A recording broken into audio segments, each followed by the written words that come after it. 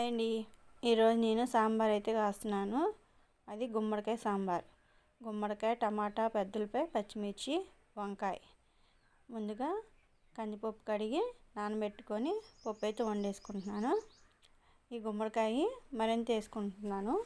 మంచి గుమ్మడికాయ ముక్కలుగా కట్ చేసేసుకొని కొంచెం బాండీ పెట్టుకొని ఆయిల్ వేసుకొని ముక్కలన్నీ కొంచెంసేపు వేయించుకుంటాను. ఇట్లా వేయించుకోవడం వల్ల సాంబార్ తొందరగా అవుతుంది.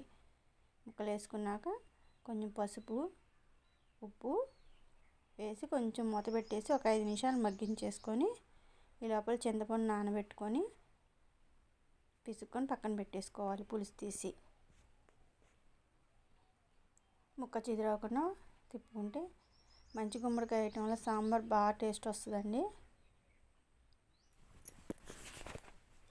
ఇట్లా వేసేసుకొని కొంచెం మగ్గినాక కొంచెం కారం వేసుకోవాలి. నీళ్ళు పప్పు అయితే ఉడికిపోయిందండి. పొయ్యి మీద పెట్టుకొని ముక్కలు వేసుకొని చింతపండు పులుసు అయితే వేసుకుంటున్నాను. నేను ఆల్రెడీ సాంబార్ పొడి కొట్టేసి సీసాలో అయితే పెట్టుకుంటాను.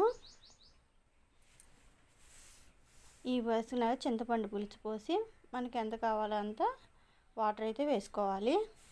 వాటర్ వేసినాక కొంచెం బాగా తెల్లనివ్వాలి. తెల్లేటప్పుడు సాంబార్ పొడి అయితే వేసుకోవాలి. ఈ గుమ్మడికాయ వేయటం వల్ల చాలా టేస్ట్ వస్తుందండి. మనం ములక్కాయ, సొరకాయలు, దోసకాయ అయితే వేసుకుంటాము.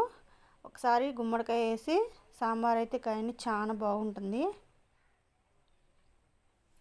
కొంచెం మరిగేటప్పుడు కొంచెం సాంబార్ పొడి అయితే వేసుకోవాలి.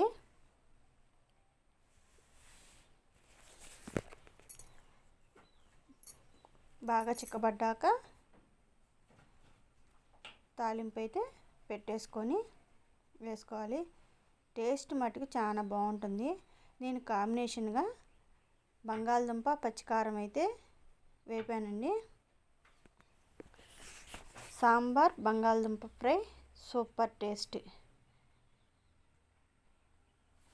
బంగాళదుంపలు ఉడకబెట్టేసుకొని కొబ్బరి, పచ్చిమిర్చి, జీలకర్ర, చిన్నులపాయ వేసుకొని మిక్సీ పట్టేసుకొని బంగాళదుంపలు ఉడకబెట్టి కారం అయితే వేసి వేపానండి. పచ్చికారం సూపర్.